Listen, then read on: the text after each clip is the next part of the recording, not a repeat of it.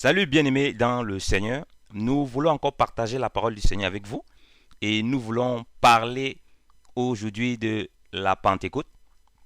Qu'est-ce que la Pentecôte et qu'est-ce que cela implique dans nos vies de tous les jours? Nous voulons rentrer dans la profondeur des choses parce que nous croyons que le Seigneur est bon, il est merveilleux encore pour nous conduire dans sa parole. Je vous invite à prier.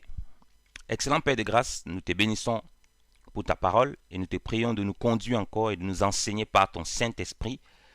Père, c'est au nom de ton Fils Jésus-Christ que nous avons prié. Amen.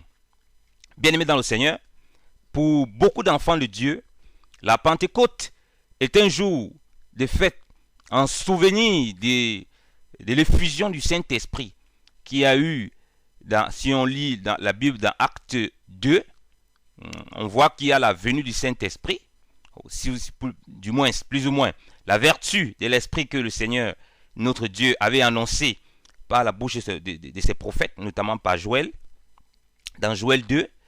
Et pour beaucoup de chrétiens, c'est un jour qu'ils se rappellent, un jour de commémoration de cette visitation du Seigneur, la présence du Saint-Esprit, la manifestation du Saint-Esprit. Et c'est bien, c'est une chose louable. Mais nous voulons rentrer dans la profondeur des choses. Parce que la Pentecôte n'est pas d'abord une fête chrétienne.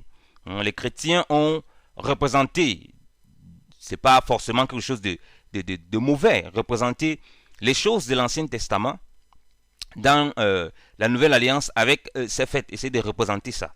Mais ces fêtes qui étaient dans l'Ancienne Alliance, dans la Nouvelle Alliance, étaient des fêtes, tout cela, la Bible dit, c'était l'ombre des biens à venir, dont le corps est en Christ. Ça veut dire que ces choses révèlent principalement Christ et les choses qui concernent l'Église. Et ça, c'est important à comprendre, parce que c'est dans cette dimension que nous voulons aller.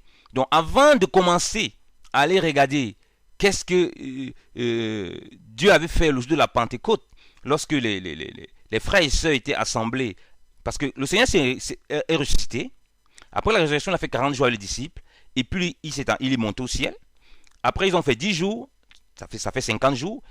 Le jour de la Pentecôte, le Saint-Esprit est descendu. Il y a la vertu de l'Esprit, l'effusion de l'Esprit, la manifestation de l'Esprit. Il y a eu ces choses. Mais c'était une fête juive. Quand la Bible note bien au jour de la Pentecôte. On n'a pas dit au jour d'une Pentecôte chrétienne. Non. Les chrétiens se réunissaient au jour de la Pentecôte juive. Donc voilà pourquoi si on veut comprendre bien ce qui s'est passé ce jour-là, la profondeur, il faut aller interroger l'Écriture pour que le Saint-Esprit nous révèle ce que c'est que cette Pentecôte-là. Pourquoi c'est ce jour de la Pentecôte principalement et qu'est-ce que cela implique. Et nous allons aller étape par étape, tout doucement, afin que ces choses soient claires. Donc nous retournons dans l'ombre, l'Ancien Testament, l'ombre. La Bible dit que toutes ces choses étaient l'ombre des biens à venir. Donc la loi de Moïse et les prophètes, avant que le Seigneur n'arrive, nous avons vu ces choses. Nous avons déjà fait ces enseignements dans ces choses pour saisir la pensée du Seigneur. Je nous invite donc à lire, je vais lire dans la Bible David Martin, dans Lévitique 23, à partir du verset 15. Vous compterez aussi dès le lendemain du sabbat, savoir dès le jour que vous aurez apporté la poignée qu'on doit tournoyer, 7 semaines entières. Vous compterez donc 50 jours jusqu'au lendemain de la 7e semaine, et vous offrirez à l'Éternel un cadeau nouveau, un gâteau nouveau, autant pour moi. Vous apporterez de vos demeures 2 pains pour en faire une offrande tournoyée. Ils seront de 2 dixièmes et de fine farine pétrie avec du levain. Ce sont les premiers fruits à l'Éternel. Vous offrirez aussi avec ce pain-là 7 agneaux sans tare et d'1 an, et un veau pris du troupeau, et 2 béliers qui seront un holocauste à l'Éternel, avec leur gâteau et leur aspersion. Des sacrifices faits par feu, en bonne odeur à l'Éternel. Vous sacrifierez aussi un jeune bouc en offrande pour le péché, et 2 agneaux d'1 an pour le sacrifice de prospérité. Et le sacrificateur les tournera avec le pain des premiers fruits, et avec les 2 agneaux, en offrande tournoyée devant l'Éternel. Ils seront saints à l'Éternel pour le sacrificateur. vous publierez donc en ce même jour-là que vous avez une sainte convocation, vous ne ferez aucune œuvre servile. C'est une ordonnance perpétuelle dans toutes vos demeures, en vos âges. Amen. C'est une ordonnance perpétuelle. Et vous savez bien que c'est une ordonnance perpétuelle. Ça veut dire que ça a deux aspects, l'aspect spirituel et l'aspect physique. L'aspect physique de cette Pentecôte est déjà accompli en Jésus-Christ. On ne peut plus donner des boucs, des pains comme ça, comme les Juifs le faisaient. Parce que la grâce et la vérité sont venues par Jésus-Christ, nous dit la parole de Dieu. La loi est venue par Moïse, la grâce et la vérité sont venues par Jésus-Christ. Mais la portée spirituelle demeure toujours. Parce que Jésus dit qu'il n'est pas venu abolir la loi, il est venu l'accomplir, donc donner la substance de ce qui était dans l'ombre, qui révèle la dispensation de la grâce, qui révèle la personne de Christ, qui révèle ce que c'est que l'Église. Donc nous pratiquons toujours ça, cette Pentecôte-ci, mais dans une dispensation spirituelle maintenant, selon le sacerdoce royal et non selon le sacerdoce lévitique. Je commence d'abord par la personne de Christ qui est révélée. Ici, vous voyez bien qu'il fallait l'agneau sans tare, un agneau sans tache. Vous voyez bien qu'il fallait aussi le bélier. Et nous avons vu, et nous le connaissons, que le bélier, c'est le père de l'agneau. Vous voyez? Donc Jésus-Christ n'est pas simplement agneau, donc le fils du bélier, il est aussi bélier. Donc on comprend qu'il est Dieu incarné. Donc il n'est pas simplement agneau, il est aussi bélier. Et c'est pourquoi si quelqu'un prétend connaître le Seigneur et nie sa divinité, alors on se demande quel Seigneur il a rencontré. Et vous voyez aussi qu'il fallait donner un jeune bouc. Et si vous lisez dans Matthieu, lorsque le Seigneur a parlé des boucs et des brebis qu'il va séparer, quand il va revenir sur son trône et tout le reste, il va présenter ceux qui vivent dans le péché comme des boucs. Attention, ici le bouc là, le jeune bouc qui est donné, ce n'est pas pour dire que Jésus-Christ a commis le péché ou bien il a vécu dans le péché. Non, la Bible dit qu'il était traité en pécheur. Dieu l'a fait péché pour que nous devenions justice de Dieu. Ça, c'est dans 2 Corinthiens 5. Nous pouvons le lire, la parole du Seigneur, bien-aimé dans le Seigneur. Si nous lisons 2 Corinthiens 5, à partir du verset 21, car il a fait celui qui n'a point connu de péché, être péché pour nous, afin que nous devenions justes devant Dieu par lui. Oui, bien aimé dans le Seigneur. Donc, il a traité en pécheur, il a fait péché pour que nous devenions justice de Dieu. Donc, voilà le mystère aussi de la croix. Donc, à la croix, on voit l'agneau, l'innocence, comme Ésaïe va le dire dans Ésaïe 53, que on l'a traité, on l'a traîné comme un agneau et une brebis, comme un à la boucherie, et il était muet, donc il était innocent, on l'a traité ainsi. Mais en même temps, Dieu nous révèle aussi qu'on l'a traité comme un péché, on l'a traité comme quelqu'un qui a vécu dans le péché. Il nous a remplacés. Vous voyez? Mais toutes ces choses-là révèlent la personne de Christ, pour que nous devenions justice de Dieu. Et en même temps, comme je vous ai dit, on voit aussi le bélier. Et le bélier, c'est celui qui défend aussi la famille. Donc, c'est comme le père de famille qui donne sa vie pour ses enfants. C'est pourquoi Jésus va dire à ses disciples qu'il n'y a pas plus grand amour que de donner sa vie pour ses amis. Vous voyez? Et Jésus va dire ceci: le Père m'aime parce que je donne ma vie pour le peuple. Donc, si on lit bien aimé dans le Seigneur, dans Jean 10, verset 15, le Seigneur dit ceci: comme le Père me connaît, je connais aussi le Père. Et je donne ma vie pour mes brebis. Vous voyez aussi que dans le bélier qui devait être donné, bien aimé dans le Seigneur, c'est le père de l'agneau. Et les brebis, la brebis, c'est l'épouse notamment de l'agneau. Et nous, Jésus dit que nous sommes ses brebis. Oui? Donc il se révèle comme l'époux. Donc le bélier va révéler l'époux. Comme Jean-Baptiste va le dire dans Jean 3, que celui qui a l'épouse, c'est l'époux. Donc nous sommes les brebis du Seigneur, nous sommes sa bergerie, nous sommes ses agneaux. nous sommes aussi ces brebis. En même temps, Jésus se révèle comme un agneau, il se révèle aussi comme le bélier. Celui qui est le père des brebis, celui qui est le berger. Et il dit dans Jean 10, je suis le bon berger. Donc le berger va donner sa vie. Et dans une famille de troupeaux, c'est le berger, ici là, autant pour moi pas le berger, ici le bélier qui va donner sa vie, et aussi le berger, parce que Jésus va dire que lui il n'est pas comme le mercenaire, lui il donne sa vie pour ses brebis, mais il a toutes ces figures là, il va donner sa vie comment? C'est qu'il va t'identifier en agneau, il va t'identifier en brebis aussi, il va t'identifier en bélier, donc comme le parent qui va donner sa vie pour ces brebis. Et si vous voyez bien, lorsque les animaux domestiques, les animaux en forêt sont attaqués parfois, ce sont les parents qui protègent leur troupeau et au point de donner leur vie. Il dit, si vous voyez un troupeau de bélier, un troupeau de bélier, c'est le bélier qui va donner sa vie parce que c'est lui qui peut lutter, parce qu'il a les cornes avec l'oppresseur pour que ces petits aient la vie. Et si on continue à lire, Jésus dit ceci à partir du verset 16. J'ai encore d'autres brebis qui ne sont pas de cette bergerie et il me les faut aussi amener. Et elles entendront ma voix. Il y aura un seul troupeau et un seul berger. À cause de ceci, le Père même, c'est que je laisse ma vie afin que je la reprenne. Personne ne me l'ôte, mais je la laisse de moi-même. J'ai la puissance de la laisser et la puissance de la reprendre. J'ai reçu ce commandement de mon Père. Amen. Donc, voit, comme je vous ai dit, bien aimé dans le Seigneur, le bélier, on voit l'agneau, on voit aussi le veau qui est le petit du taureau et de la vache. Donc, on voit aussi Jésus comme un taureau. On voit aussi, comme on a lu dans 1 Corinthiens 5, le bouc. Et on voit aussi des sacrifices de prospérité. Parce que la Bible dit maintenant ceci, que Dieu nous a bénis de toutes sortes de bénédictions dans Éphésiens.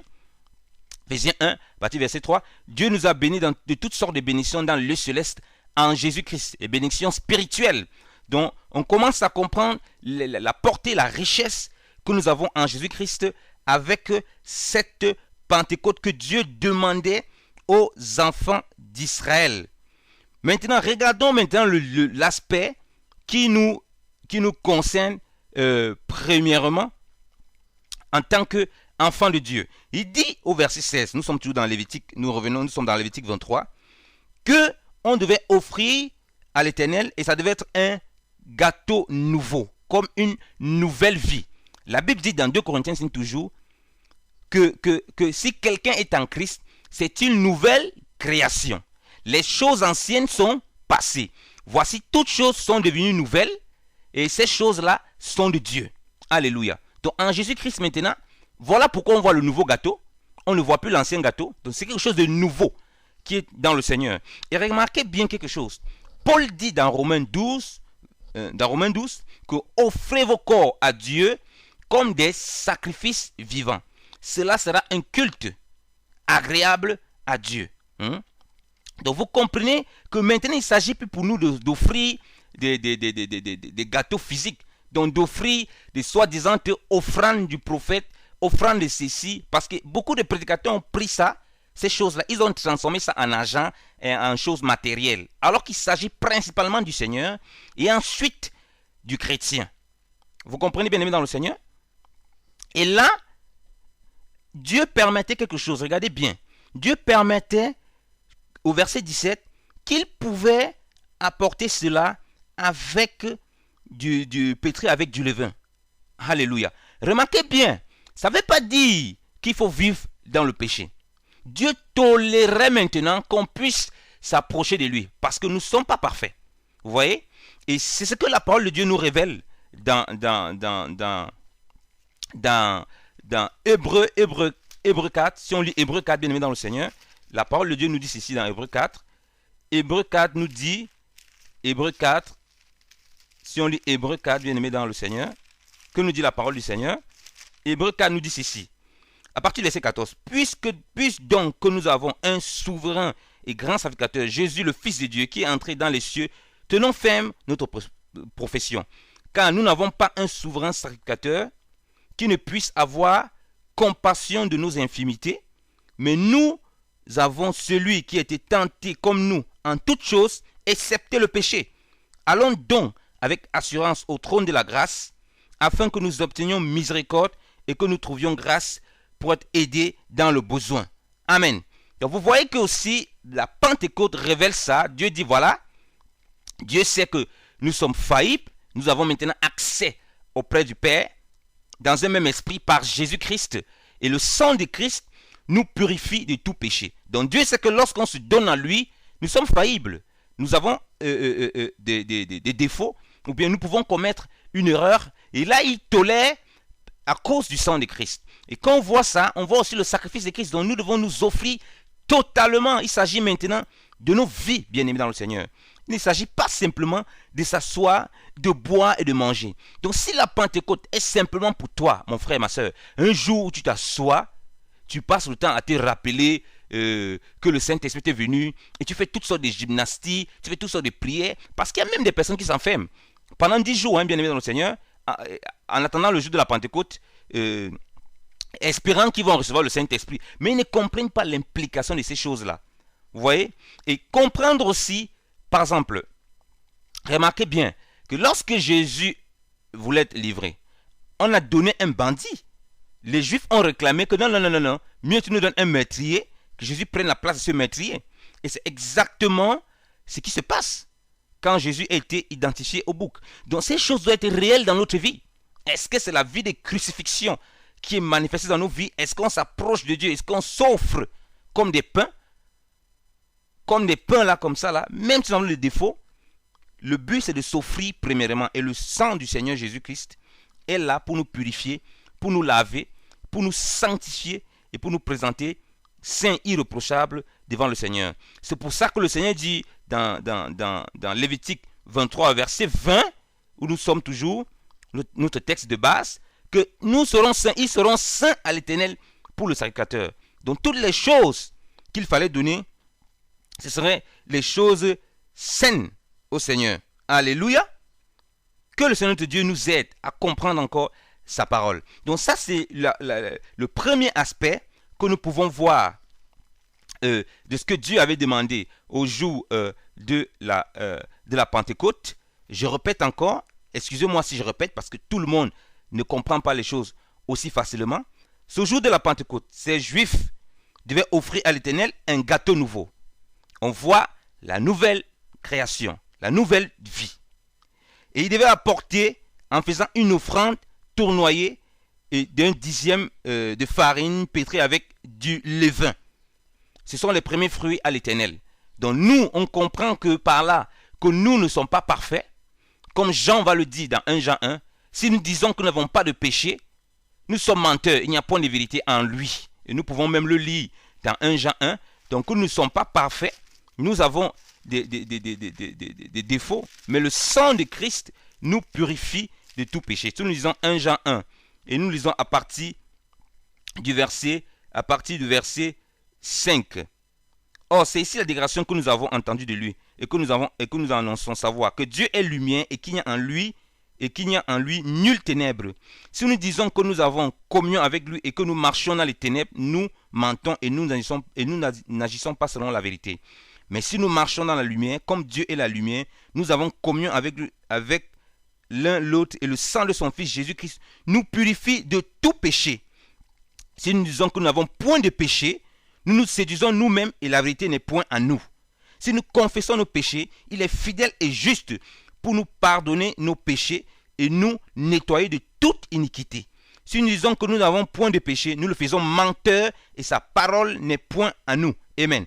Donc vous voyez que ici, l'offrande pouvait être tolérée avec du levain. Il ne s'agit pas ici d'accepter n'importe quelle doctrine. Non. C'est que nous, parce qu'il donnait ce pain-là directement aussi avec les boucs, les brebis. Vous voyez, comme Jean en train de l'expliquer. Donc nous nous donnons au Seigneur nous-mêmes, mais en même temps, il y a le sang de Christ qui est là, il y a le sacrifice de Christ qui est là pour nous aider à marcher et à être approchés de notre Père par le sang de son Fils Jésus-Christ. Donc, c'est important de comprendre cela. Donc, pour que nous ne tombons pas dans l'orgueil, comme j'en dis, que nous ne croyons pas que la sainteté que nous pouvons avoir dans le Seigneur, nous l'avons achetée. Mais ça doit être des choses réelles dans notre vie quand nous voyons ça. Est-ce que la Pentecôte est réelle comme ça? Ça doit être réel. Et nous avons aussi parlé de la divinité du Christ qui est révélée, parce qu'il ne fallait pas simplement donner un agneau, il fallait aussi donner un bélier, et le bélier c'est le père de l'agneau. Et nous avons vu principalement que Jésus dit qu'il donne sa vie pour ses brebis. Il donne sa vie pour ses brebis. Et nous sommes les brebis du Seigneur. Et nous avons aussi vu le veau. Le veau, c'est le petit du taureau. Et nous avons aussi vu que ça devait aussi être donné pour les sacrifices de prospérité. Et c'est en Jésus-Christ que nous avons ces prospérités spirituelles et ces prospérités physiques. C'est totalement en Jésus-Christ, pleinement. Donc, c'est par ces choses que ces Juifs, Dieu déclare maintenant que ces choses seront saints à l'Éternel. Là, maintenant, nous sommes saints. Nous sommes pleinement accomplis. Il ne faut pas oublier aussi la Pâque. Toutes ces choses s'accomplissent et se réunissent en Jésus-Christ. Parce que la réalité est en Christ. Pour comprendre donc cette fête, nous pouvons lire Colossiens nous le dit. Si nous lisons Colossiens, bien aimé le Seigneur, Colossiens 2, à partir du verset 16.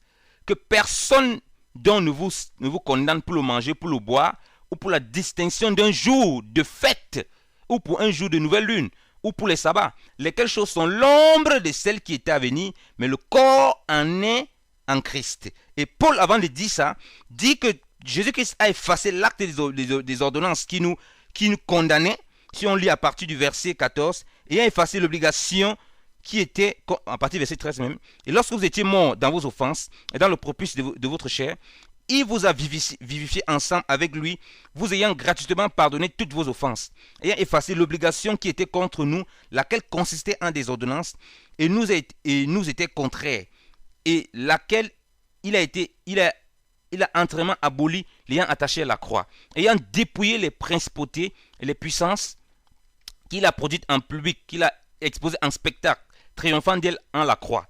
De telle sorte que, lorsqu'il accomplit ces choses-là, que les fêtes, les manger, toutes ces choses qui étaient dans la loi, dans l'ombre, les Colossiens, certaines personnes voulaient toujours pratiquer ces choses qu'ils ne comprenaient pas, que c'est en Jésus-Christ maintenant. Ça révèle le mystère de Dieu en Jésus-Christ notre Seigneur et Sauveur. Alléluia. Donc voilà pourquoi, excusez-moi de me répéter, ça doit bien entrer, on doit comprendre ces choses. Dieu, par Abraham, a donné, si vous lisez dans Genèse 22, vous lisez, vous verrez que Dieu a dit, Abraham, tu vas me donner ton fils. Et au lieu de l'agneau, c'est le bélier qui a été donné. Amen. C'est ce qui révèle la personne de Christ. Maintenant, la deuxième portée qu'on peut voir, parce que Dieu a parlé de la Pentecôte de plusieurs façons différentes. Si on lit le Deutéronome 16, pour comprendre encore la fête de la Pentecôte sous un autre aspect, on lit à partir du verset 9. Tu te compteras 7 semaines, tu commenceras à compter ces 7 semaines depuis que tu auras commencé à mettre la faucille en la moisson, puis tu feras la fête solennelle des semaines à l'Éternel, ton Dieu, en présentant l'offrande volontaire de ta main, laquelle tu donneras selon que l'Éternel, ton Dieu, t'aura béni, et tu te réjouiras en la présence de l'Éternel, ton Dieu, toi, ton fils, ta fille, ton serviteur, ta servante, et le Lévite qui est dans les portes, l'étranger, l'orphelin et la veuve qui sont parmi toi, au lieu que l'Éternel, ton Dieu, aura choisi pour y faire habiter son nom. Et tu te souviendras que tu as été esclave en Égypte et tu prendras garde à observer ses statuts. Amen. Alléluia. Bien-aimés dans le Seigneur, vous voyez maintenant qu'à la fête de la Pentecôte, dans cette synoptique, au niveau de Deutéronome, Dieu révèle encore une autre chose de ce côté-là. Que maintenant, l'offrande devait être volontaire. Alléluia. Selon que le Seigneur les aurait bénis. Et vous comprenez ce que Paul dit dans 1 Corinthiens 16, que chacun mette à part. Vous voyez, on voit l'accomplissement ici de la Pentecôte. Donc si tu dis que tu vis la Pentecôte, tu dois comprendre que maintenant l'offrande est volontaire. On ne peut plus t'imposer à donner quelque chose, un impôt dans une église ou quoi que ce soit. Parce que tu es mis maintenant sous l'onglet de l'offrande volontaire, de la collecte volontaire qu'il devait donner au Seigneur. Si on lit 1 Corinthiens 15, autant pour moi 1 Corinthiens 16, à partir du verset 1, touchant la collecte qui s'est faite pour les saints, faites comme j'ai ordonné aux églises de Galatie, c'est que chaque premier jour de la semaine, chacun de vous mette à part chez soi ce qu'il pourra assembler, suivant la prospérité que Dieu lui aura accordée. Alléluia.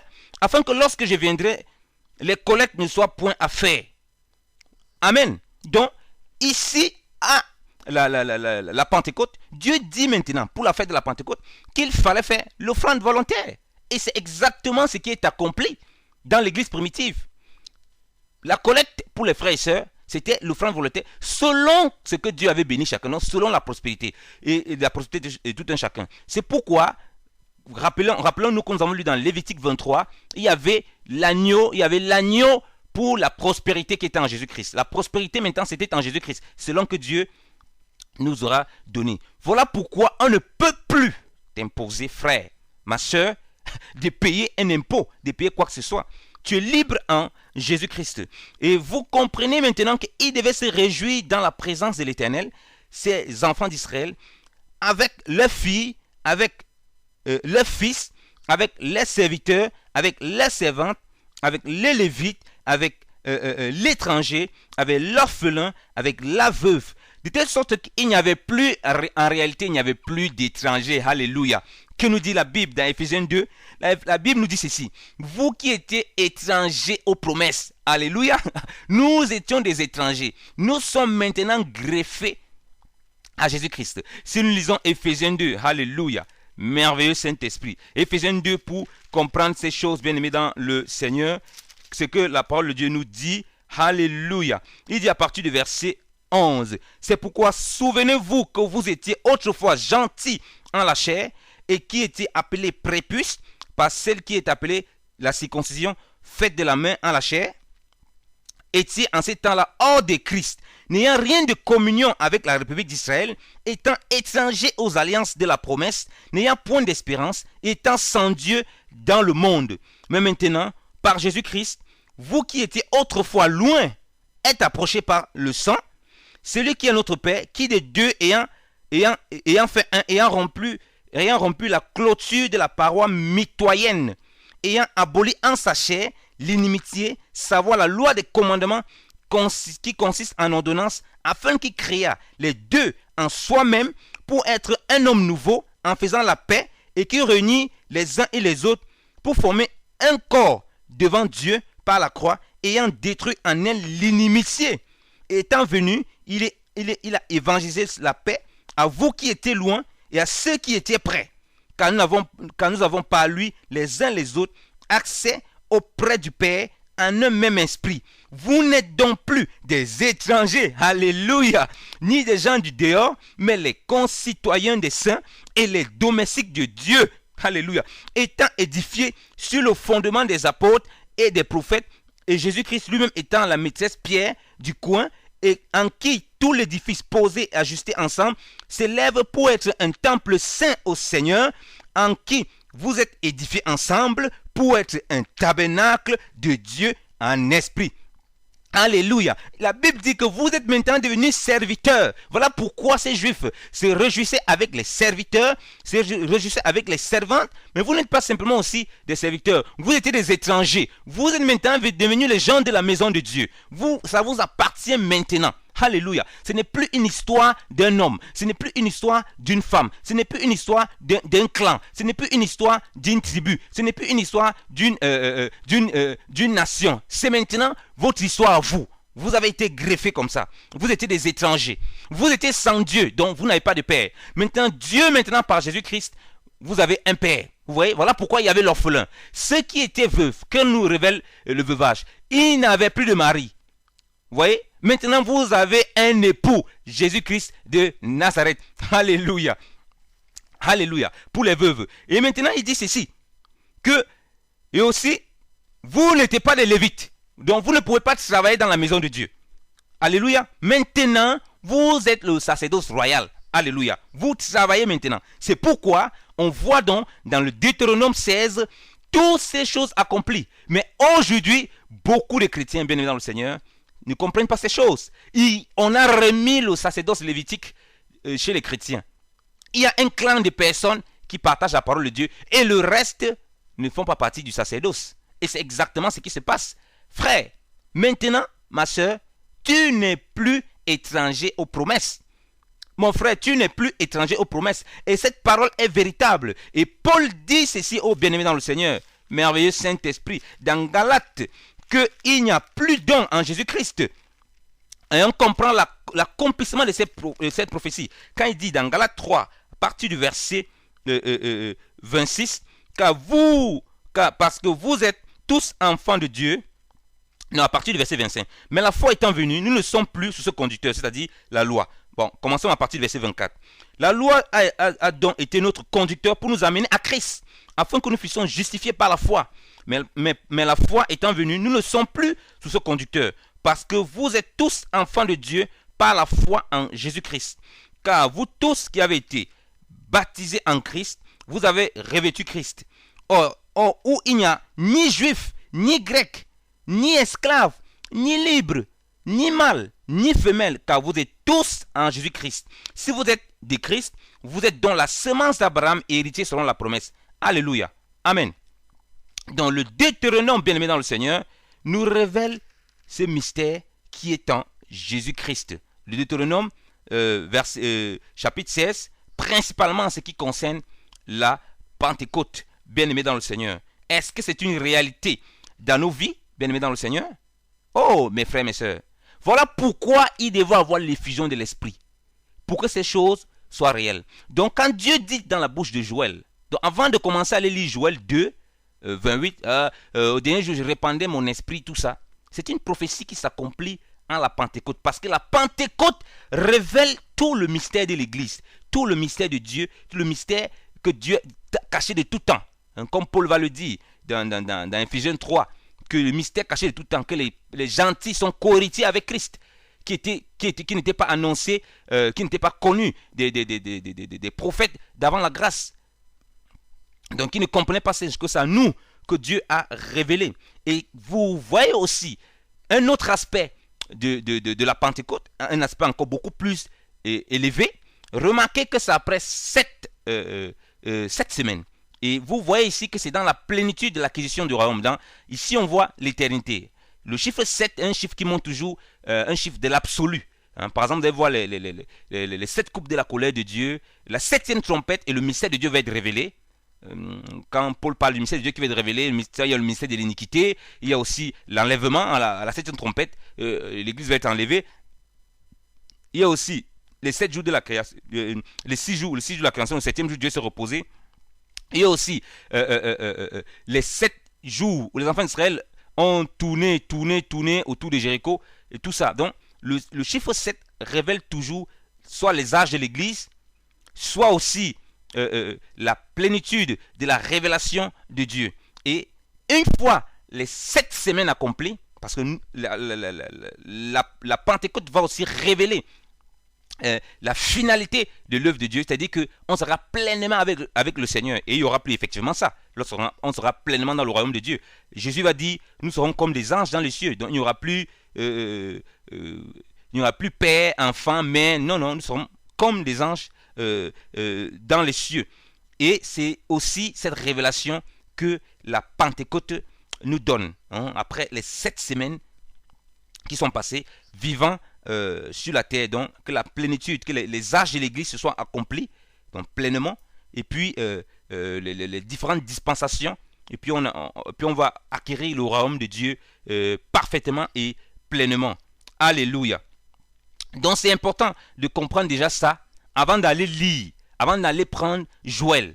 C'est là où maintenant on peut rentrer, bien aimé dans le Seigneur, dans le livre des Actes et comprendre ce qui s'est passé. Maintenant, regardons l'accomplissement, parce que tout ce qu'on a lu, il faut que, quand on revienne dans la lumière, la Nouvelle Alliance, le Nouveau Testament, qu'on puisse réaliser l'accomplissement parfait de ces choses. Bien qu'on a déjà vu ces choses, qu'on commence à voir ça à partir du 1er siècle. Si on lit maintenant Acte 2, bien aimé dans le Seigneur Jésus, allons lire Acte 2, à partir du verset 1. Et comme le jour de la Pentecôte était venu, ils étaient tous ensemble dans un même lieu. Il se fit tout à coup un son du ciel, comme est le son d'un vent qui souffle avec véhémence, et il remplit toute la maison où ils étaient assis. Et il leur apparut dans leur langue divisée comme de feu. Il apparut des langues divisées comme de feu qui se posaient sur chacun d'eux. Et ils furent tous remplis du Saint-Esprit et commençaient à parler des langues étrangères, selon que l'Esprit les faisait parler. Et il y avait à Jérusalem des Juifs qui séjournaient, hommes dévots de toute nation qui est sous le ciel. Alléluia. Alléluia. Il dit, hommes dévots, les Juifs de toute nation qui étaient sous le ciel, qui étaient venus pour la Pentecôte. Le grand rassemblement.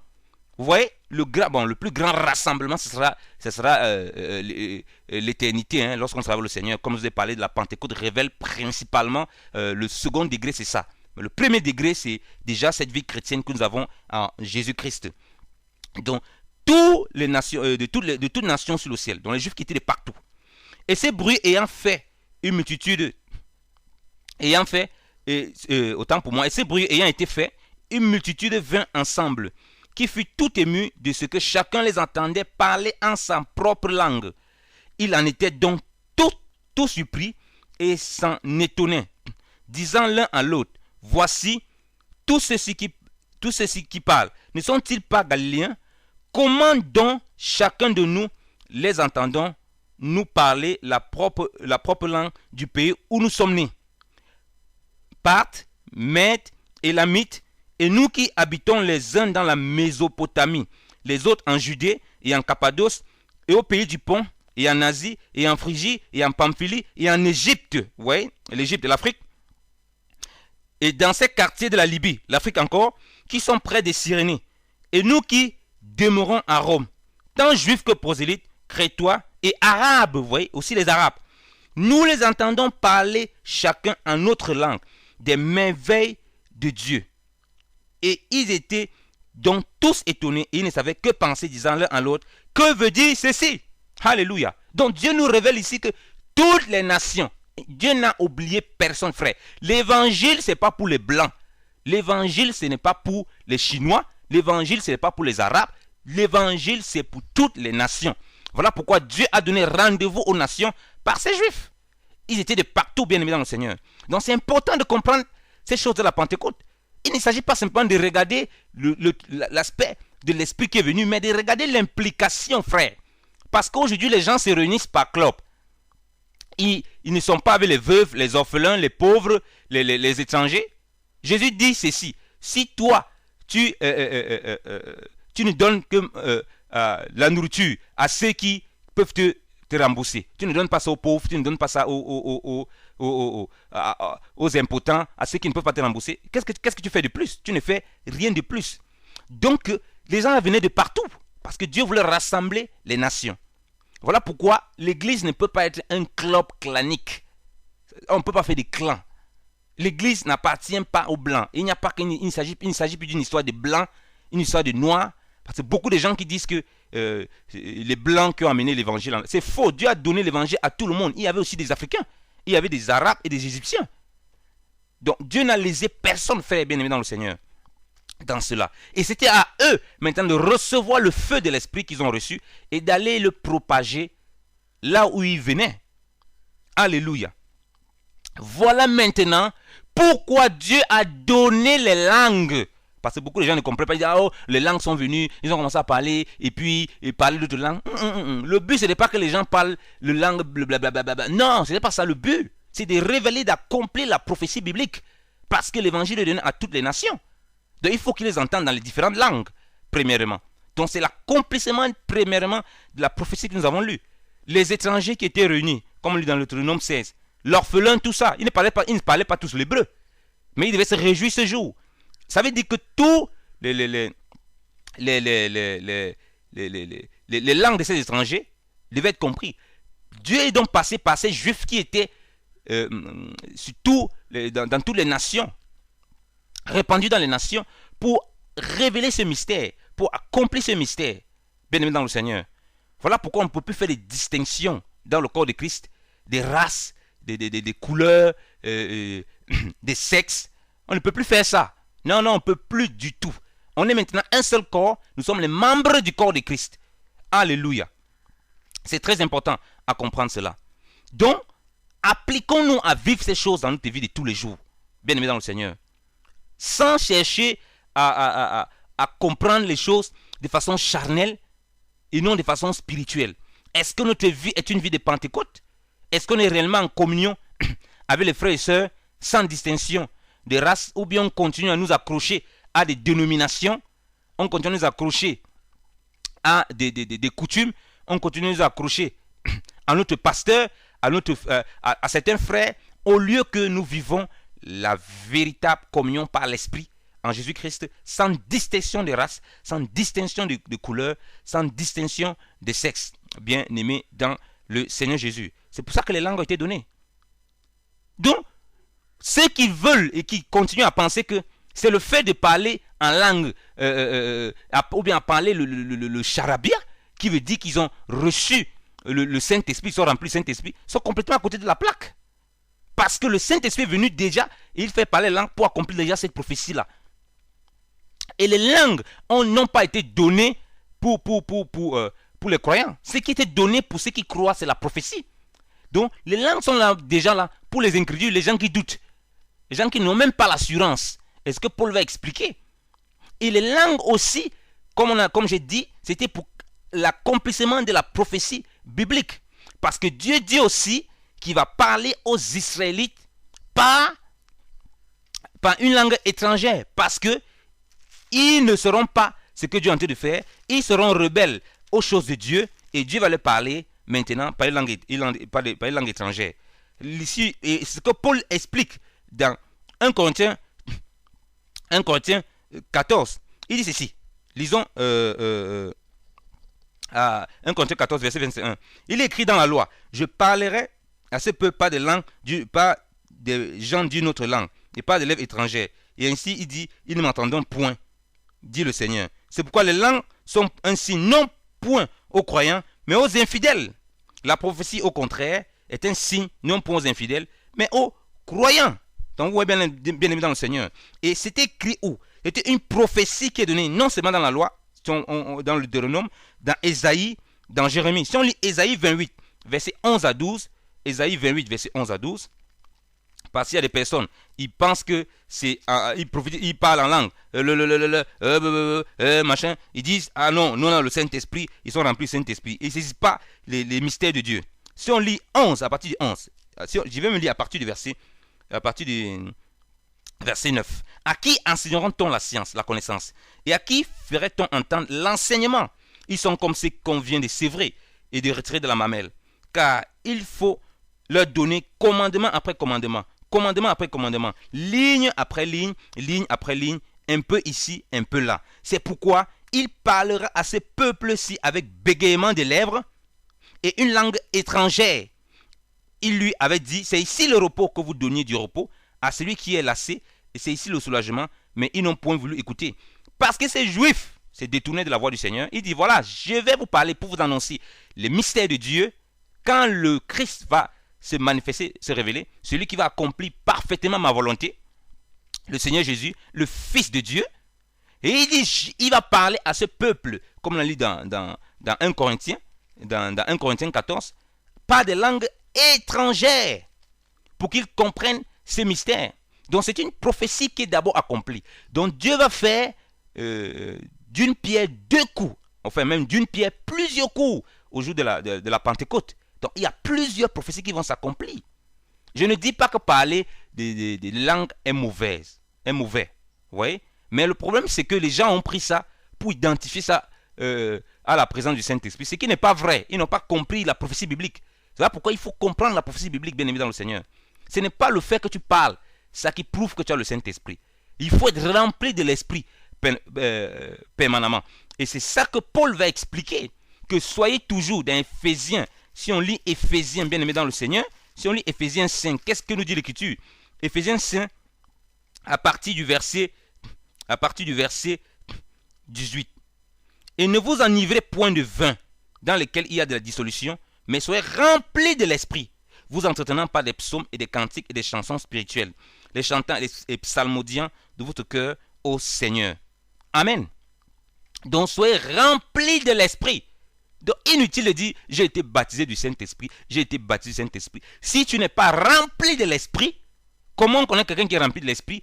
Il est tout le temps en train d'adorer, de louer Dieu, de bénir Dieu et de chanter des cantiques pour le Seigneur et de psalmodier le Seigneur qui est son Dieu. Et la Bible dit quoi? Ces cantiques-là d'offrir des victimes spirituelles. Si on lit Hébreux, alléluia, merci Saint-Esprit, je me laisse conduire par l'Esprit de Dieu. Si on lit Hébreux 13, c'est ce que Hébreux 13 nous le dit. Donc, à partir du verset 15, nous offrons donc par lui sans cesse à Dieu un sacrifice de louange, c'est-à-dire le fruit des lèvres en confessant son nom. Et n'oublions pas d'exercer la charité et de faire part de vos biens par Dieu qui prend plaisir à l'état de sacrifice, ou bien aussi la libéralité. Bien aimé dans le Seigneur. Donc voilà l'accomplissement de la Pentecôte dans nos vies. Que nous soyons remplis de l'Esprit et que nous offrons des sacrifices de louange à Dieu. Et pour offrir ça, il faut être rempli de l'Esprit. Les lèvres qui confessent le Seigneur et que nous vivons ça tous les jours. Et nous prenons en compte les veuves, les orphelins, les pauvres. Et que nous sommes dans la joie, dans la présence du Seigneur notre Dieu. Et que nous fassions les choses de façon libre. On n'a pu imposer à quelqu'un quoi que ce soit. Et la deuxième chose, et une des choses aussi, pas la deuxième chose, autant pour moi, une des choses qui est accomplie au jour de la Pentecôte, c'est quoi? Jésus a dit, vous serez mes témoins. Alléluia. Jésus a dit, vous serez mes témoins. Il n'a pas dit, vous serez des prédicateurs. Aujourd'hui, les gens, ils veulent être des prédicateurs. Ils veulent être ils disent, nous sommes des gagneurs d'âme, machin truc. Vous serez des témoins. Le but, c'est que nous soyons des témoins. Que les gens soient déjà même gagnés à Christ uniquement en voyant nos vies. Moi, aujourd'hui, les gens ne veulent plus ça. Ils veulent maintenant des titres. Ils ont transformé les dons que Dieu a donnés en titres. Frère, Jésus n'a pas dit que vous serez des prédicateurs. Que vous serez des témoins. Ce que nous prêchons, c'est Christ. Mais nous serons des témoins. Nous devons être vus comme des témoins de Christ. Alléluia. Donc voilà la Pentecôte que nous devons comprendre. Voilà un des aspects. Il y a plein de choses à dire, de multiples facettes de la Pentecôte que nous devons comprendre dans notre vie de tous les jours, nous en tant qu'enfants de Dieu. De marcher dans ces choses. De comprendre que tout cela est accompli en Jésus. Et ça doit être une réalité dans nos vies de tous les jours, bien aimés dans le Seigneur Jésus. Et il faut aussi comprendre que la Pentecôte était là pour révéler quoi? Que nous devons faire un corps avec Christ. Lisons un corps avec Christ. Nous devons faire un corps avec Christ. Nous ici nous lisons 1 Corinthiens 13. 1 Corinthiens 12 à partir du verset 12, à partir du verset 11. À partir du verset 12, autant pour moi. Car comme le corps n'est qu'un, et cependant il y a plusieurs membres, mais tous les membres de ce corps, qui n'est qu'un, quoi qu'il soit plusieurs, ne sont qu'un corps. Il en est de même de Christ. Car nous avons tous été baptisés de même esprit pour être un même corps, soit juif, soit grec, soit esclave, soit libre. Nous avons tous, dis-je, été abreuvés d'un même esprit. Amen. Vous voyez encore l'implication de la Pentecôte comme on a lu dans le Deutéronome 16. Il n'y a plus juifs, donc il n'y a plus juifs dans ceux qui sont de la maison, les Israélites. Il n'y a plus grecs, donc les étrangers. Il n'y a plus esclaves, les serviteurs. Vous voyez, comme on a lu dans Deutéronome 16.